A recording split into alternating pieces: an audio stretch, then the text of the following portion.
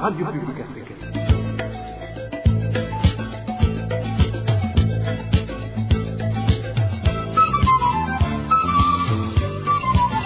Radio Publique Africaine.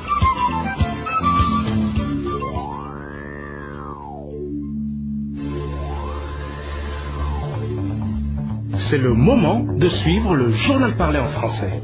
À la présentation, Émile Nivasumbo. Nous sommes le 26 septembre 2022. Au sommaire de cette édition, victime d'une arrestation aux allures d'enlèvement il y a une semaine, un membre du parti CNL est actuellement détenu à Mimba. Au cours du journal, nous vous parlerons des circonstances de son incarcération. Et le marché du chef-lieu de la province Mngaro manque de latrines et les commerçants ne comprennent pas pourquoi. Vous allez les entendre tout à l'heure. Nous allons également vous parler de la carence du carburant qui s'observe dans tout le pays malgré les promesses du gouvernement. Dans quelques instants, nous allons développer ces titres. Parlons sécurité pour commencer. Un couple d'infirmiers résidant en commune Kayogoro de la province Makamba alerte pour sa sécurité. Ce dernier a été molesté par les jeunes Imbonerakure de la place avant que le chef de famille soit incarcéré au cachot communal sur ordre de l'administrateur. Aucun motif valable n'a été avancé. Josiane Mouzanez. Tout a commencé un mardi après-midi alors que l'infirmier Adenin et sa femme Rose Wuchumi, également infirmière, étanchaient leur soif dans un bistrot situé dans la localité de Mitabataba sur la colline Boutare de la commune Kayogoro. C'était le 30 août de cette année. Selon nos sources, les deux infirmiers étaient en compagnie de leurs camarades infirmiers ainsi que certains enseignants de la place. Les mêmes sources révèlent que vers 17 h, un groupe d'Imbonerakure a fait irruption sur eux et les a encerclés. Cette milice du parti CNDD-FDD était en compagnie de l'officier de la police judiciaire nommé Nyandwi, qui était à son tour accompagné par quelques policiers. Cet officier a alors demandé à s'entretenir avec le nommé Adelin. Avant que ce dernier ne s'exécute, poursuivent nos sources, ces Imbonerakure s'étaient déjà emparés des téléphones portables de tous ceux qui étaient là. Arrivé au niveau de l'infirmier Adelin et de son épouse, le traitement fut différent. Nos sources font savoir qu'ils les ont giflés, les ont empoignés et les ont traînés par terre jusqu'au niveau de l'allée principale. Là, ils s'en sont alors donnés à cœur joie et ont tabassé sérieusement les deux infirmiers. Dans l'entretemps, l'OPJ Nyandwi s'était reculé de quelques 50 mètres et assisté, lui et les policiers qui l'accompagnaient, à cette bastonnade. Nos sources à Kayogoro disent que la première alerte a été lancée par un passant. Ce dernier a fait appel à l'administrateur Antoine Daïlagidje qui lui a dit qu'il allait s'en occuper, chose qu'il n'a pas du tout fait. Et le même passant de faire recours au président du conseil communal de Kayogoro, l'honorable Zaché Misago, mais ce dernier, confie une de nos sources, aurait dit qu'il ne pouvait pas s'interposer dans une affaire qui ne le concerne pas. De l'autre côté, l'OPJ embarquait Adelin sur sa moto vers le commissariat, tandis que la moto de l'infirmier Adelin était acheminée au même commissariat de Kayogoro par un des Imbonerakure nommé Asman. Une fois sur place, Adelin aurait cherché à savoir le mobile de cette agression et de cette arrestation. La seule réponse lui fournie par l'OPJ était que l'ordre de l'arrêté venait de l'administrateur et que l'interrogatoire aura lieu le lendemain en présence de cette autorité administrative. Cela s'est passé vers 18 h. Au même moment, la femme d'Adelin demandait de l'aide auprès des autorités administratives et judiciaires pour essayer de sauver son mari. Au commissariat, les téléphones n'arrêtaient pas de sonner. Une heure après son arrivée au cachot, Adelin fut surpris d'entendre qu'il était libre de partir, car paraît-il, il y aurait eu erreur sur la personne recherchée, ce qui lui fit peur, car il craignait d'être assassiné une fois relâché pendant la nuit, surtout qu'il n'y avait aucune trace de son passage au dit commissariat. Mais il finira par rentrer sous escorte jusqu'à son domicile sur ordre du procureur de la République à Makamba. Il était plus de 20 h du soir. Selon les voisins de la victime, ce dernier était très amoché lorsqu'on l'a relâché. Le lendemain matin, révèle notre source, l'infirmier Adelin est allé porter plainte contre cet administratif qui a ordonné abusivement son arrestation et son incarcération, en plus du passage à tabac dont lui et sa femme ont été victimes.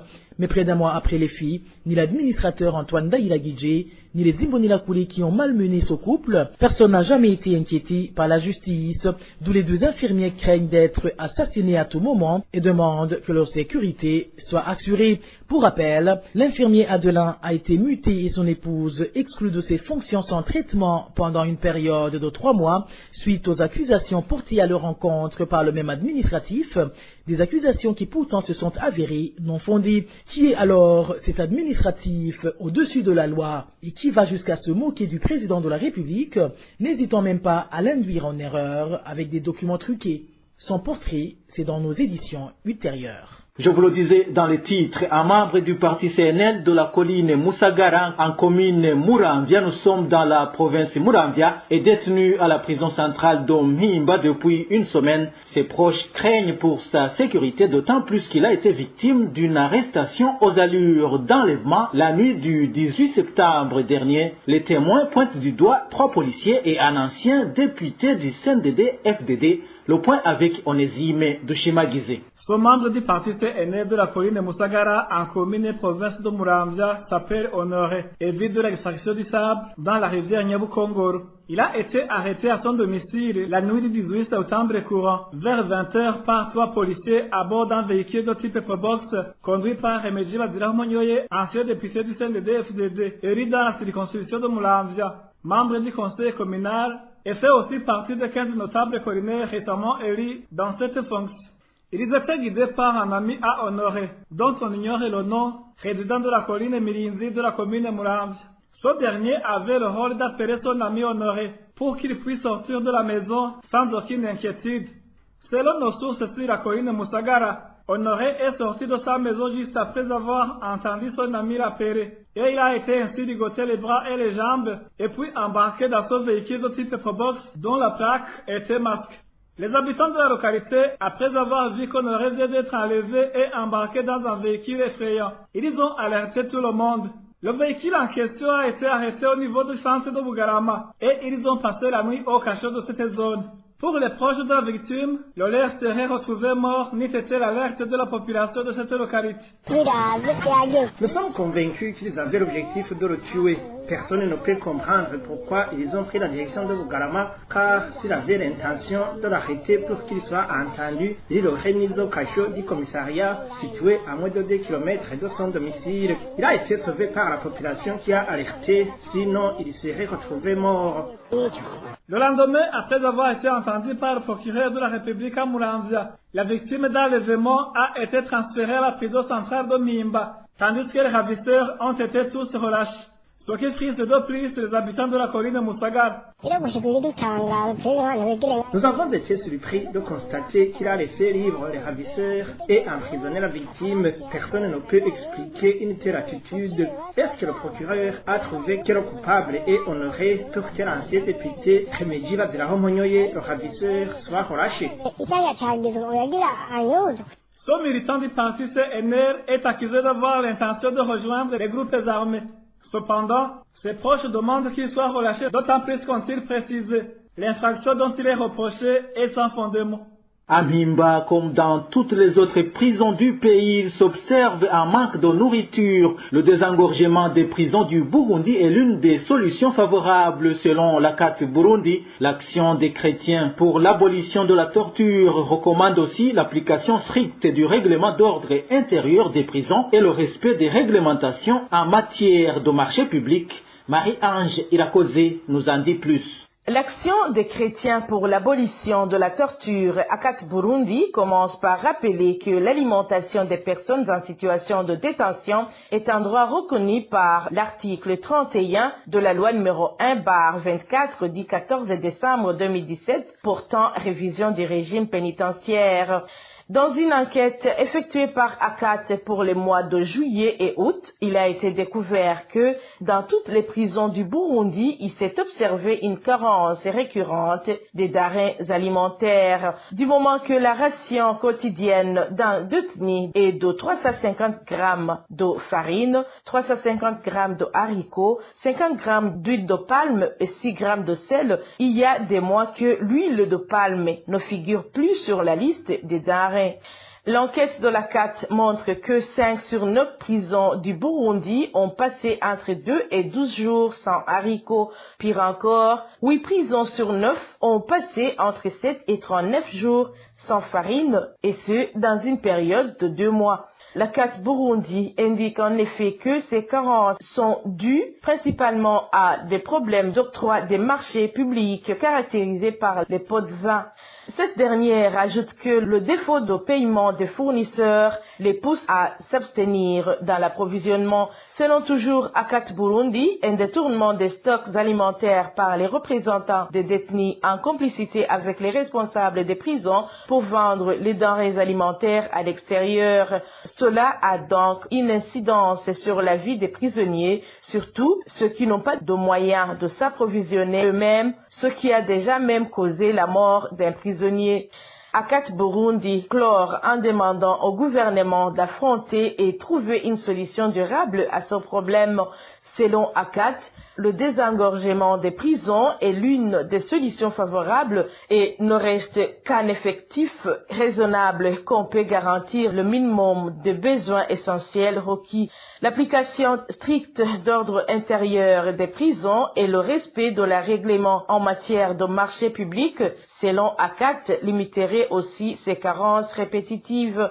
Elle recommande enfin une enquête sur les détournements des denrées alimentaires et d'en sanctionner les responsables. Parlons à présent de 3 cas d'assassinat répertoriés par la rédaction de la RPA au cours de la semaine écoulée. 3 provinces du pays ont été touchées. La première victime étant certain Ezekiel Namasambiro. Son corps a été retrouvé tout près du bureau communal de Wuhinyuza de la province Muyinga. C'était mercredi dernier. Le même jour, une femme a été retrouvée morte dans la zone Maramvia, commune Mutimbuzi de la province Bujumbura. La victime était introuvable depuis 4 jours. Selon nos sources sur place, le corps de la victime était en état de décomposition avancée et était privé de la tête et d'un bras. La troisième victime est un certain Ezekiel Kanyavigigo qui a été tué à coups de bâton par la population en colère. C'était lundi dernier sur la colline Yaranda, commune et province Kirundo. La victime allait réclamer son argent à un jeune homme qui jouait au football et l'a poignardé au niveau des côtes, s'attirant ainsi les foudres de tous ceux qui jouaient à ce moment. Ce jour-là, la police a annoncé qu'elle était en train de rechercher les auteurs de ce lynchage.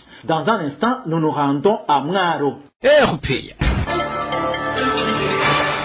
Je vous le disais également dans les titres, les commerçants qui exercent au marché du chef-lieu de la province Mwaro se plaignent de l'absence de latrines à ce lieu public. Ces commerçants regrettent le fait que les planificateurs de la construction de cette infrastructure n'ont pas songé à l'installation des lieux d'aisance.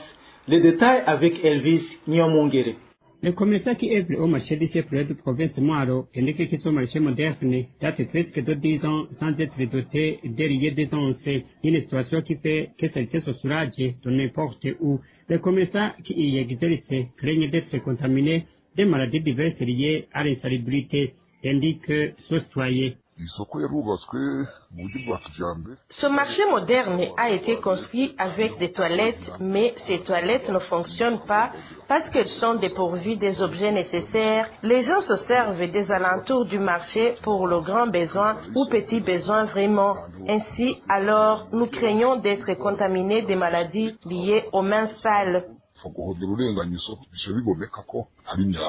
Les commerçants demandent à l'autorité communale de ressaisir les doléances pour appliquer le bon fonctionnement des lieux d'aisance de cet emplacement public, d'autant plus qu'ils en payent des taxes communaux pour le nettoyage mensuel.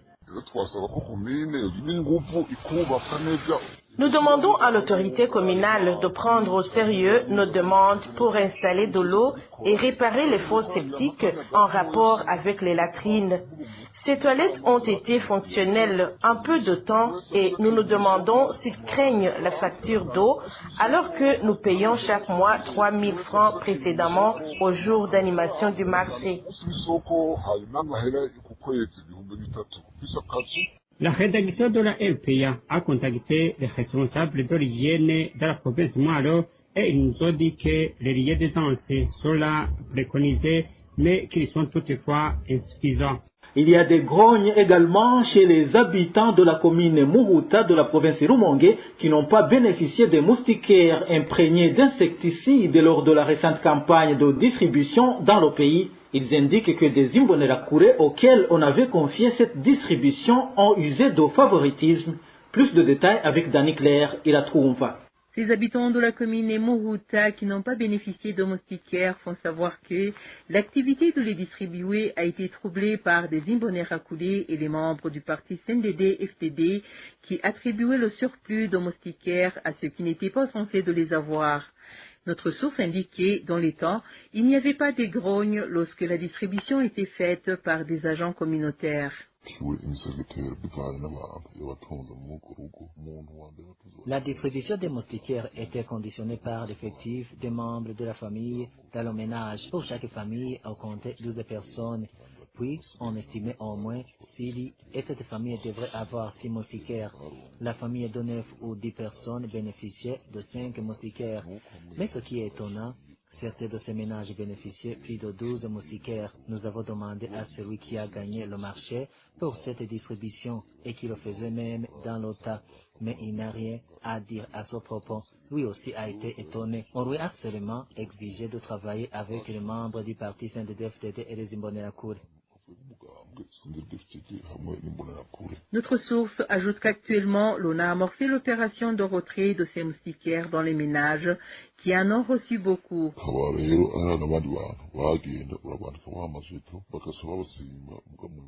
Il y en a ceux qui avaient des jetons et lorsqu'ils sont allés chercher ces moustiquaires, on leur disait qu'il n'y en a plus. Cela est arrivé sur les collines situées dans les environs du lac Tanganyika, à partir de Nyarongoka, Rutunga, Gitaza, Gasange et Gabaniro, Mubone, Nyangwe, Nyanguswe et Kirombre, c'est dans la zone Gitaza.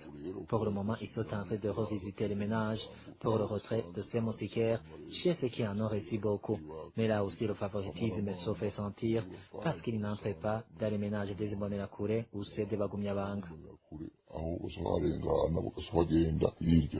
La rédaction de la RPA n'a pas pu joindre Domitil Nhunzwenimana, administrateur de la commune Muhuta, pour qu'il s'exprime à ce sujet. La récente campagne de distribution de moustiquaires imprégnés d'insecticides s'est déroulée dans 16 provinces du pays au cours de la période du 9 jusqu'au 21 septembre.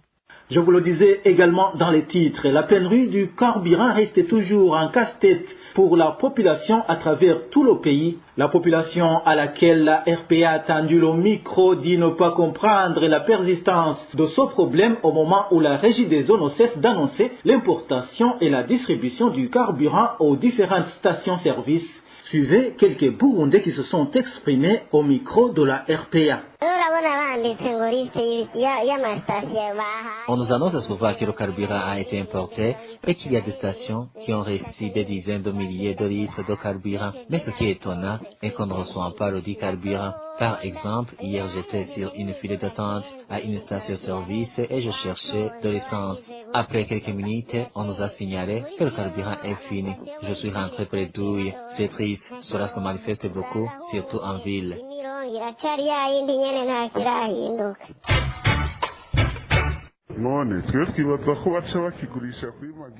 Nous avons l'impression que le carburant importé serait vendu aux spéculateurs parce que ce qui se passe est vraiment inexplicable. On ne comprend pas comment la population ne bénéficie pas de ce carburant.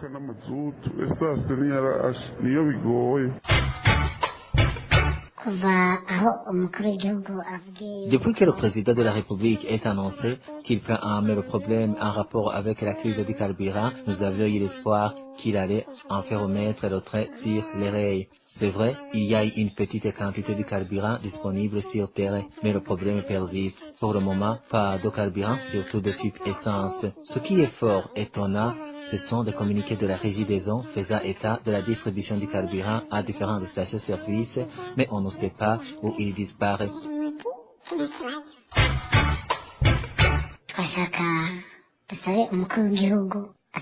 Nous voulons donc demander au président de la République de faire encore des efforts pour que cette question de la pénurie de carburant de type essence soit résolue définitivement, car on subit de nombreuses conséquences. Nous vous le disions hier, la population de la commune Mabanda de la province Makamba accuse l'administrateur de faire le commerce illicite de certains produits de première nécessité. Cette implication de l'administrateur est susceptible de créer des conflits d'intérêts selon Faustin Ndikoumana, le président de l'association Parole et Action pour le réveil des consciences et l'évolution des mentalités, indique également que cette situation pourrait amener cette autorité à se désintéresser des impôts destinés à la commune. Je vous propose de suivre Faustin Ndikoumana, président de la PARSEM. Quand un administrateur s'adonne au commerce, c'est tous des produits de première nécessité. Actuellement, c'est la spéculation qui est là. Ça veut dire qu'il tolère toute spéculation. Ça veut dire les prix flambent et dans ce cas, il laisse, il fait à laisser parce qu'il dit que ça va lui donner du profit. Donc les intérêts de la population ne sont plus protégés. Au lieu que l'administration joue son rôle de régulation, de protection du consommateur, non, il laisse les prix flamber alors que ça cause un coût énorme au niveau des budgets des ménages déjà qui s'amenuisent de plus en plus à cette population grandissante. Outre cela, même les intérêts de la commune, le temps qui est consacré à la commune est plus suffisant. Il y a les taxes, ça veut dire que l'administrateur choisit de s'adonner à son commerce des fois de façon irrégulière, ce qui fait que même des fois les taxes ne sont pas payées, le temps consacré à la commune pour suivre les projets de développement n'est plus suffisant. Encore plus, les intérêts des opérateurs économiques, quelque petits soient-ils de la commune, sont bafoués. Ça veut dire qu'il utilise sa force, il utilise la loi pour créer une concurrence déloyale ou bien pour ne pas permettre aux autres commerçants de faire les activités. Dans ce cas, ce commence à faire le commerce, va alors s'arroger le droit en utilisant sa fonction, en utilisant son pouvoir pour gêner les autres acteurs économiques de la commune. Sauf qui fait que même les contribuables qui devaient payer des taxes à la commune, leur nombre diminue progressivement. Dans ce cas, son mandat au niveau de la direction de la commune se passe sans qu'il y ait vraiment une réalisation tangible au niveau du développement socio-économique. Nous interpellons le gouvernement à y voir clair à arrêter cette situation. Pour clore cette édition, parlons des problèmes qui hantent certains agents des sociétés de gardiennage dont nous vous parlons depuis plusieurs jours. Le fait que différentes institutions ont été sollicitées en vain pour intervenir dans la recherche des solutions trouve des explications dans le non-respect de la loi qui s'observe au Burundi. Propos du professeur Paul Nkunzimana, président d'honneur du Parti des travailleurs et de la démocratie PTD Trungurunani. Pour ce politique, la vie que mènent ces agents de gardiennage montre qu'ils sont exploités. Je vous prie de le suivre. Il y a une situation qui équivaut ni plus ni moins à un système d'esclavage. Du point de vue de l'analyse du Parti des travailleurs et de la démocratie, nous relevons qu'en cette période, disons, les patrons, les gouvernements, etc., ont tendance à tout déréglementer, y compris en ce qui concerne les relations de travail. Donc, aujourd'hui, nous assistons à une aggravation des conditions de paupérisation généralisée des masses travailleuses et de la jeunesse. Avec un salaire de entre 50 000 et 70 000 francs par mois, dans un contexte où, par exemple, sur le marché noir, le prix d'un litre de carburant coûte entre 8 000 et 12 000 francs bout. Donc, cela veut dire qu'avec ce salaire, entre guillemets, le travailleur ne peut même pas gagner 1 kilo de haricots par jour. Donc, ce qui veut dire qu'en réalité, il n'existe pas de salaire. Donc, c'est une situation tout à fait inédite, une situation que le Burundi n'avait jamais connue. Par exemple, on sait que pendant la période de la préhistoire, lorsque les travailleurs faisaient appel à Ekimili pour produire, évidemment, ceci était dans l'intérêt de tous les travailleurs, donc de toute la communauté du pays. À la suite, lorsqu'est venu le régime de Bougabile, sous les rapports de production immobilière, ici, le travailleur pouvait bénéficier d'une portion de terre et ou une terre de bétail. Donc, ici, le travailleur gagnait quelque chose. Donc, aujourd'hui, avec le régime de l'impérialisme, donc du capitalisme décadent, on note que en fait, le salaire n'existe plus, le salaire n'existe que de nom. Paul Munzimana trouve que ce qui devrait être fait dans les médias, c'est l'instauration d'un dialogue entre employés et employeurs dans ces sociétés de gardiennage. Donc, il se pose la nécessité de l'ouverture des négociations au niveau de ces entreprises de gardiennage. Négociations qui sont par ailleurs reconnues par la Convention 98 de l'OIT qui concerne le droit d'organisation et de négociation collective, et également la Convention 87 concernant la liberté syndicale et la protection du droit syndical. Il se pose donc de manière urgente la nécessité d'instaurer ces négociations pour que soient créées au sein de ces entreprises des conventions collectives ou des conventions d'entreprise.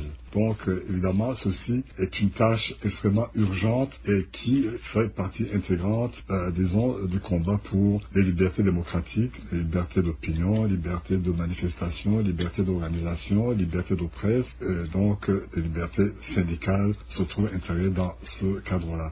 Donc, le Parti des travailleurs et de la démocratie, PD Tongolani, soutient les syndicats et les centrales syndicales dans cette loi. Voilà, c'est Paul Munzimana, président d'honneur du Parti des travailleurs et de la démocratie, PTD Tongolani. Et voilà, c'est par ici que nous mettons un point final au journal du 26 septembre 2022. Merci à vous tous qui nous avez suivis. Émile Niva Soumba, j'étais à la présentation. Au revoir.